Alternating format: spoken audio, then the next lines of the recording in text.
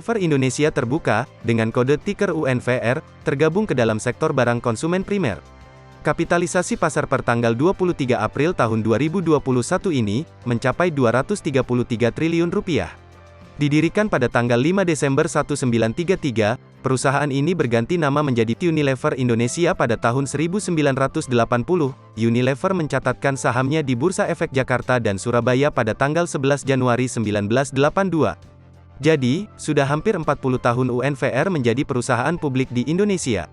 Unilever Indonesia memiliki 9 pabrik yang berada di kawasan industri Jababeka Cikarang, dan Rungkut Surabaya. Kantor pusat perusahaan ini terletak di atas lahan bumi Serpong Damai Tangerang, dengan luas lahan seluas 3 hektar. Portofolio produk perusahaan ini, terdiri atas 42 produk domestik utama, dan lebih dari 1.100 stock keeping unit. Produk-produk tersebut dipasarkan melalui lebih dari 800 jaringan distributor independen, yang melayani ratusan ribu toko di seluruh Indonesia. Segmen bisnis emiten ini, terbagi dalam 2 kategori produk utama, yaitu Home and Beauty Personal Care, dan Food and Refreshment. Berikut adalah portofolio produk dan brand, yang dimiliki oleh UNVR.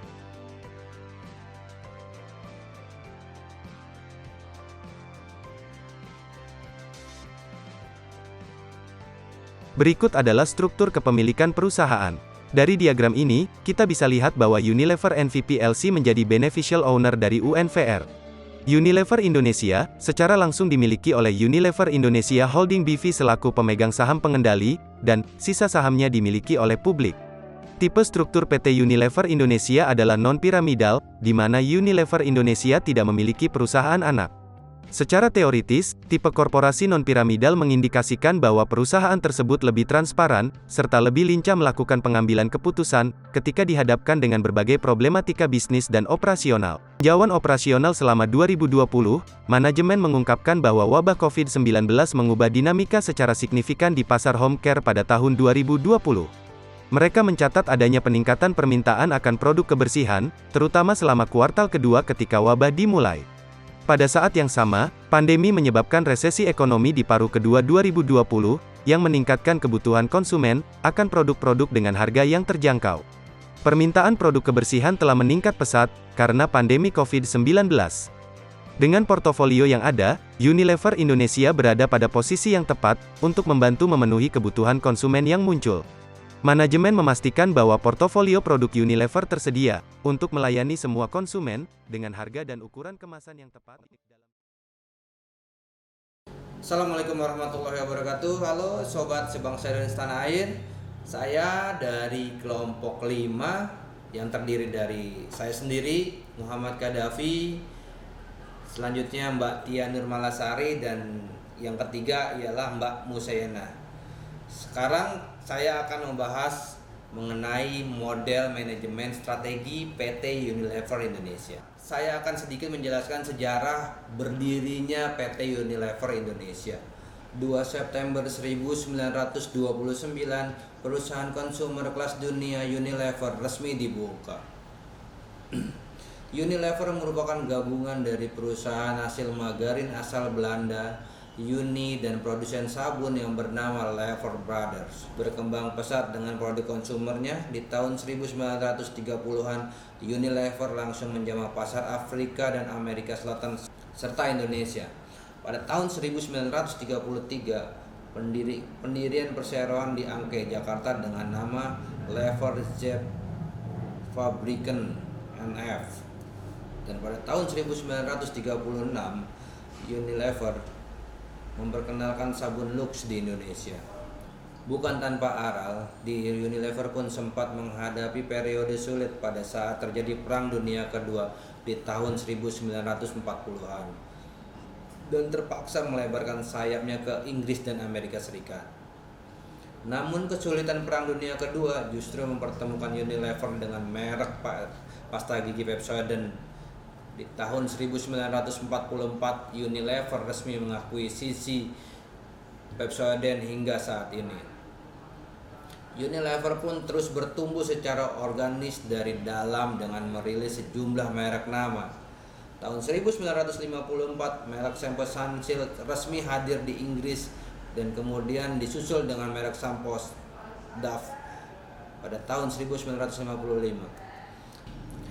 Tidak berhenti ke produk rumah tangga, Unilever juga masuk dan membuat produk seperti makanan dan es krim.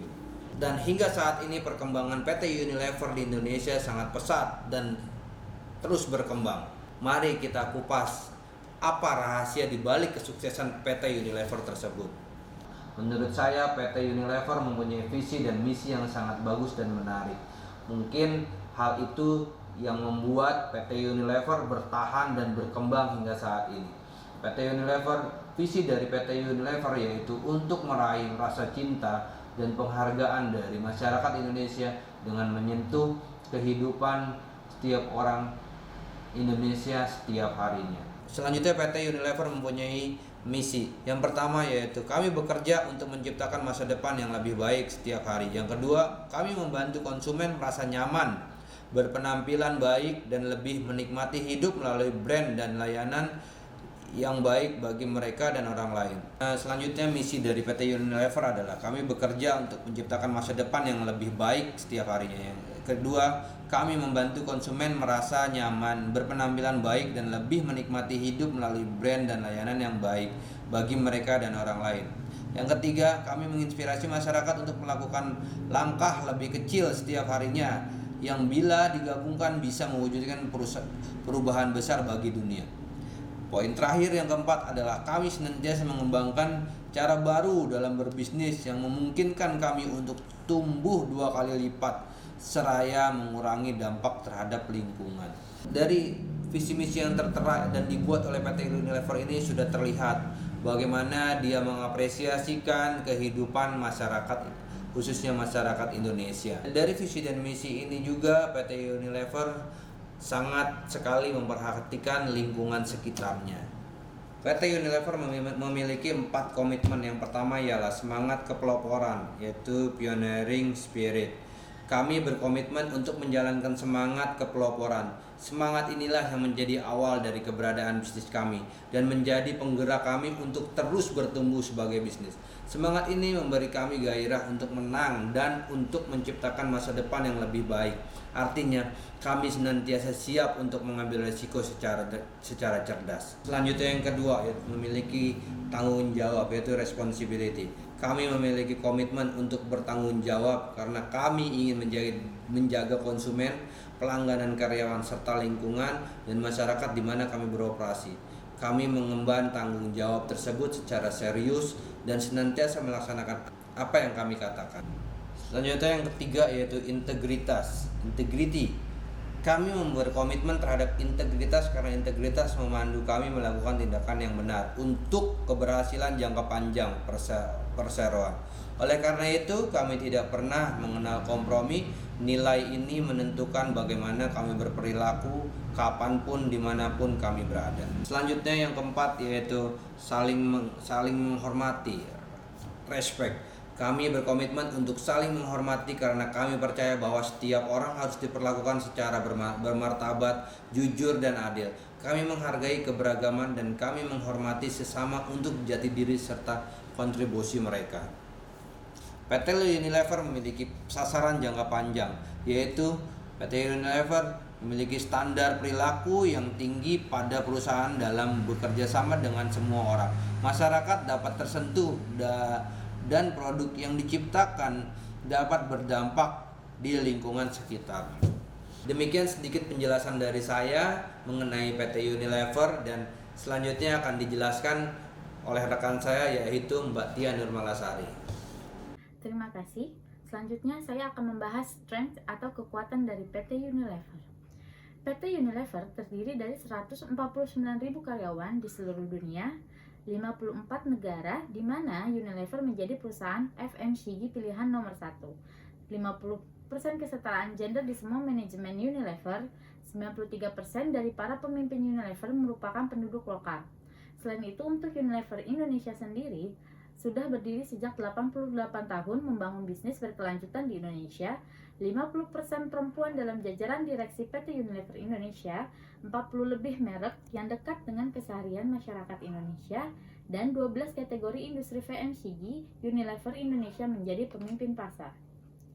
Kekuatan lain dari Unilever yaitu 99,6% volume inti untuk minyak sawit dan minyak inti sawit diperoleh dari sumber yang berkelanjutan, fisik dan kredit RSPO. 100% dari pabrik Unilever yang bersertifikasi tanpa deforestasi, tanpa pembukaan gambut, dan tanpa eksploitasi orang dan masyarakat. 64% daun teh yang digunakan oleh PT Unilever untuk teh Lipton telah bersertifikasi Rainforest Alliance. 100% menerapkan praktik-praktik perkebunan kelapa yang baik, dan 100% implementasi USEC di lokasi koperasi mitra kedelai hitam Unilever.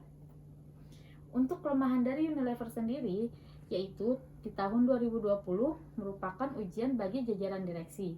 Namun, jajaran direksi berhasil melaluinya dengan sangat baik. Direksi menangani tantangan krisis COVID-19 dengan rasa simpati, ketangkasan, dan tekad. Selama pandemi COVID-19, perseroan mengatur ulang prioritasnya untuk memastikan ketersediaan produk, memenuhi kebutuhan konsumen, dan pada saat yang sama juga memperhatikan kesehatan, keselamatan, dan kesejahteraan lebih dari 5.000 karyawan. Dengan adanya tenaga kerja yang sehat dan terpantau, serta didukung oleh survei kesehatan harian dan tim yang terdiri dari 15 dokter, perseroan dapat fokus pada tujuan pertumbuhan yang konsisten, menguntungkan, kompetitif, dan bertanggung jawab. Struktur organisasi yang besar sehingga setiap bagian memiliki tujuan organisasi sendiri, rendahnya respon pasar terhadap produk-produk tertentu, jumlah karyawan yang banyak, otoritas yang panjang karena kebijakan sentralisasi yang mengakibatkan tidak mudahnya mengambil keputusan terhadap sesuatu, lambatnya konsolidasi intern dalam pengambilan keputusan, ketidakjelasan sertifikat halal untuk produk tertentu, mayoritas produk Unilever memiliki entry barrier rendah, dan yang terakhir, growth omset penjualan di bawah rata-rata industri. Selanjutnya, opportunity atau peluang dari Unilever. Unilever merupakan global bisnis yang 190 lebih negara tempat berbagai merek tersedia. 2,5 miliar orang menggunakan berbagai produk dari Unilever setiap harinya. 51 miliar omset pada tahun 2020 dengan 58% di pasar berkembang.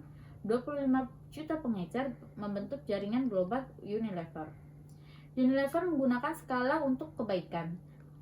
1,3 miliar orang terbantu dalam meningkatkan kesehatan dan kebersihan sejak tahun 2010.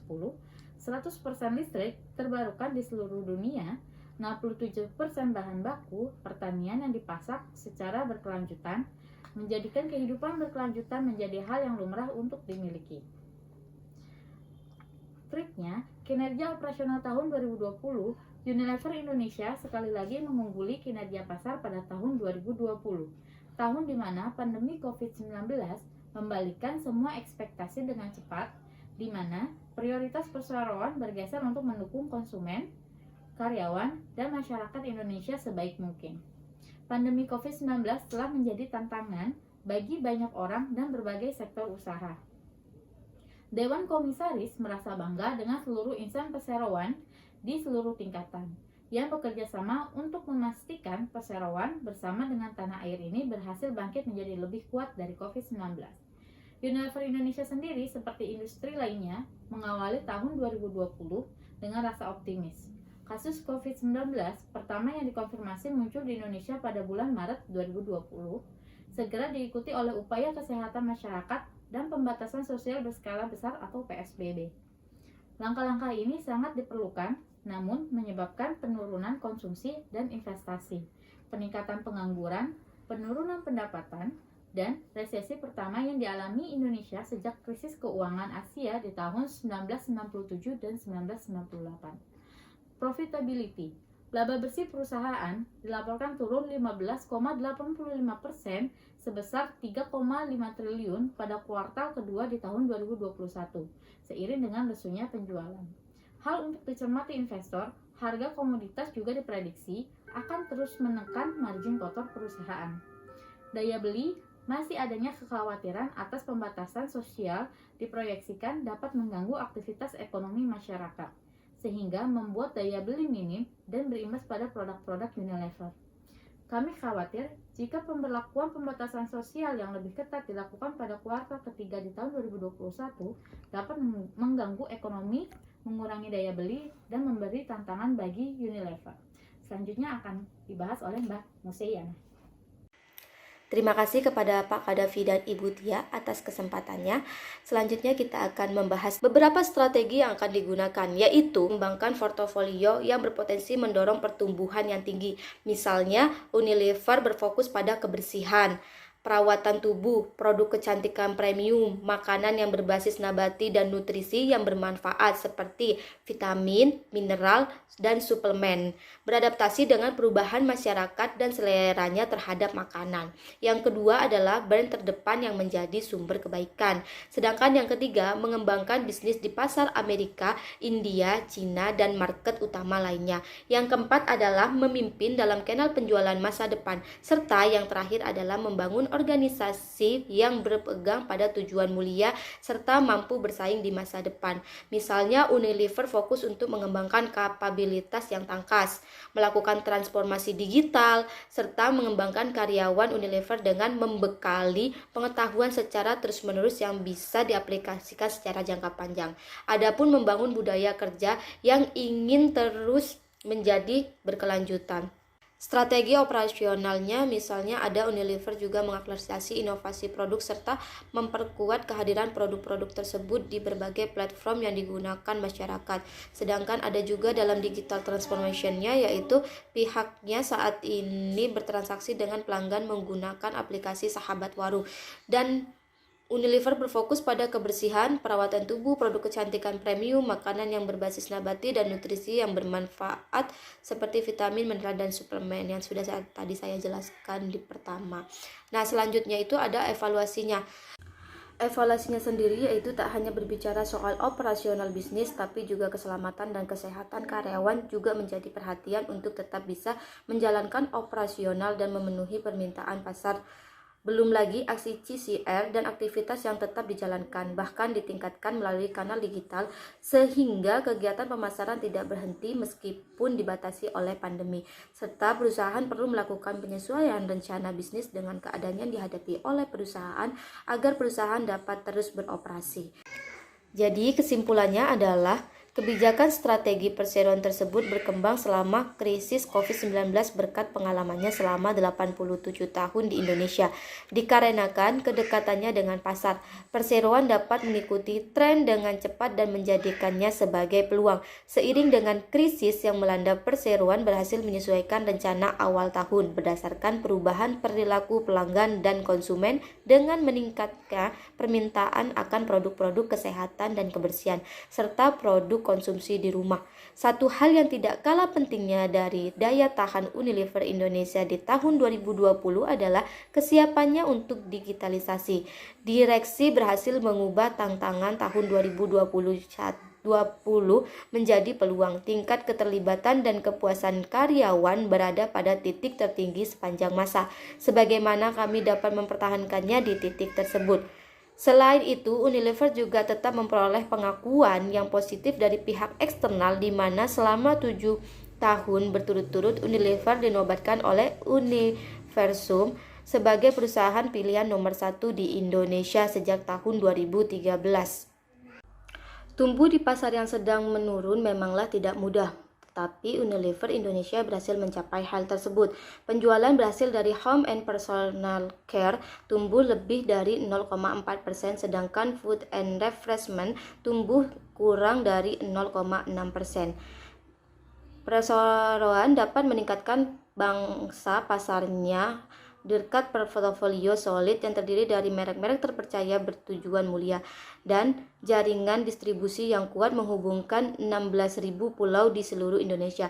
Namun penurunan pasar secara keseluruhan dan melemahnya ekspor menyebabkan pertumbuhan pendapatan secara keseluruhan relatif datar di 0,1%, tetap berada di atas pertumbuhan PDB Indonesia tahun 2020 sebesar minus 2,1%.